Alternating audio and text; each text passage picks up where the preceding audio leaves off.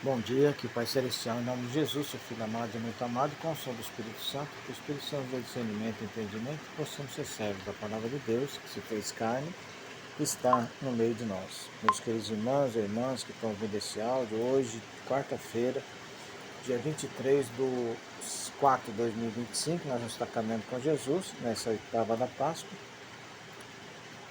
e Jesus nos pede que nosso coração possa estar ardendo, né? Coração ardente de Jesus.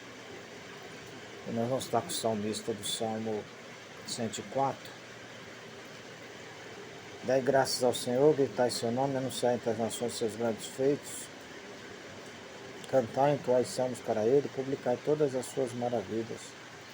Então nós temos que testemunhar o Cristo ressuscitado. E para isso, nosso coração tem que estar ardendo de Jesus. E esse Deus sabe que nós precisamos, que nós necessitamos, sabe também todos os pedidos são contidos nos nossos corações. Por nosso Senhor Jesus Cristo, vosso Filho, na unidade do Espírito Santo. Amém. Nesse momento de perdão, nós vamos pedir perdão ao Senhor por todas as vezes que nós não estamos testemunhando e muito menos ardendo o nosso coração.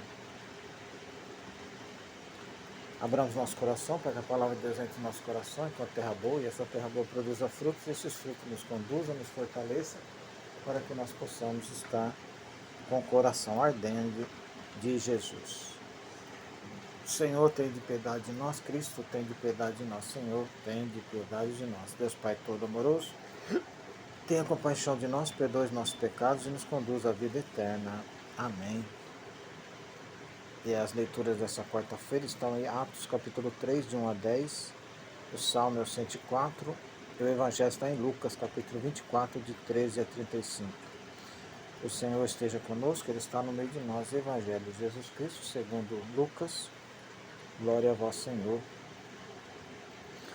Naquele mesmo dia, o primeiro da semana, 2 dos discípulos de Jesus iam para um povoado chamado Emaús, distante 11 quilômetros de Jerusalém. Conversaram sobre todas as coisas que tinham acontecido. Enquanto conversavam e discutiam, o próprio Jesus se aproximou e começou a caminhar com eles. Os discípulos, porém, estavam com que cegos e não o reconheceram. Então Jesus perguntou: o que ides conversando pelo caminho? Eles pararam com o rosto triste, e um deles, chamado Cleófas, lhe disse: tu és o único peregrino em Jerusalém que não sabe o que aconteceu esses últimos dias? Ele perguntou: o que foi? Os discípulos responderam: o que aconteceu com Jesus o Nazareno, que foi um profeta poderoso em obras e palavras diante de Deus e diante de todo o povo. Nossos sumos sacerdotes e chefes os entregaram para ser condenado à morte e crucificado. Nós esperávamos que ele fosse libertar Israel, mas apesar de tudo isso, já faz 3 dias que todas essas coisas aconteceram. É verdade que algumas mulheres do nosso grupo lhe deram um susto. Elas foram de madrugada ao túmulo e não encontraram o corpo dele. Então voltaram dizendo que tinham visto anjos, que esses afirmaram que Jesus está vivo. Alguns dos nossos foram ao túmulo e encontraram as coisas como as mulheres tinham dito. A ele, porém, ninguém ouviu. Então Jesus lhe disse: como sois sem inteligência e lentos para crer em tudo o que os profetas falaram? Será que o Cristo não deveria sofrer tudo isso para entrar na sua glória? E começando por Moisés e passando pelos profetas, explicava aos discípulos todas as passagens da Escritura que falavam a respeito dele. Quando chegaram perto do povoado para onde iam, Jesus lhe fez de conta que ia mais adiante. Eles, porém, insistiram com Jesus, dizendo: fica conosco, pois já é tarde e a noite vem chegando. Jesus entrou para ficar com eles. Quando se sentou à mesa com eles, tomou o pão, abençoou, partiu e lhe distribuía. Nisso, os olhos dos discípulos lhe abriram e lhe reconheceram Jesus.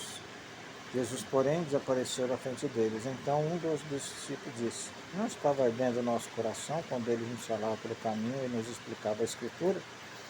Naquela mesma hora, eles se levantaram e foram para Jerusalém, onde encontraram os 12 reunidos com os outros, e eles confirmaram: realmente o Senhor ressuscitou e apareceu a Simão. Então os dois contaram o que tinha acontecido no caminho e como tinham reconhecido Jesus ao partir do pão.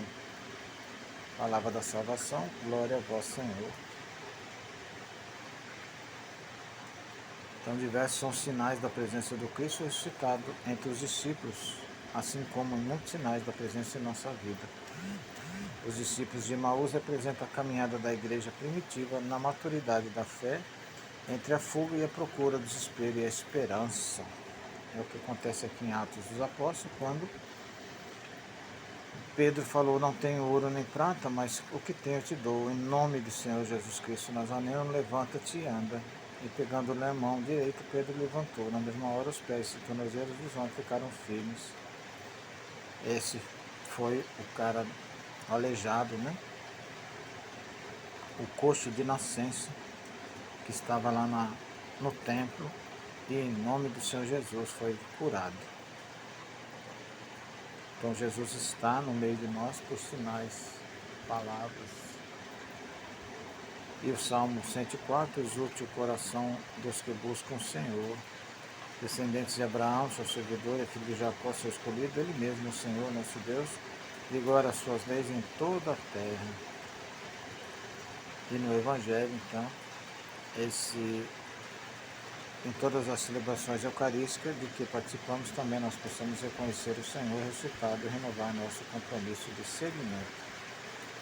Então, nosso propósito, nosso objetivo é fazer com que o nosso coração se arda para receber Jesus.